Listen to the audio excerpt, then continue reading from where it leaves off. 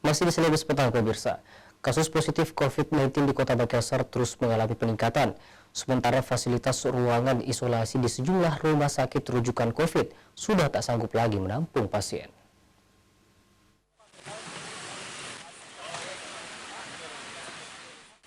Peningkatan kasus positif corona di Makassar terus memperlihatkan kurva yang memprihatinkan. Hampir setiap hari, puluhan warga Makassar dinyatakan positif COVID-19. Alhasil, ruangan khusus COVID di sejumlah rumah sakit rujukan COVID penuh.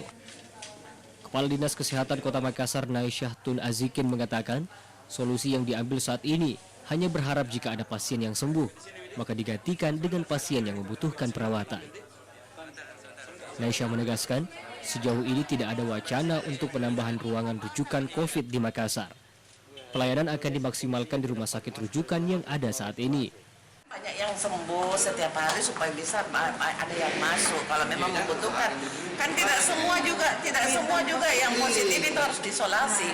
Ada kan banyak yang OTG tanpa gejala, ada yang isolasi mandi di rumah, ada di hotel. Nanti kalau yang bergejala yang memerlukan layanan rumah sakit baru dirujuk. Nah, harapan kita kalau walaupun penuh kan kalau ada yang sembuh, doakan deh mereka sembuh pulang kan bisa diisi lagi. Tapi kapasitasnya sekarang ya Bunda bagaimana? Kapasitasnya ya penuh. Nah, itulah kita harapkan ada tiap hari kan periksa swab. Kalau swab negatif 2 kali kan pulang nih. Ya paling tidak bisa ada yang masuk lagi. Itu yang kita tidak ada harapkan. penambahan nanti tempat-tempat yang lain, misalkan rumah sakit tipe C yang kemudian akan di...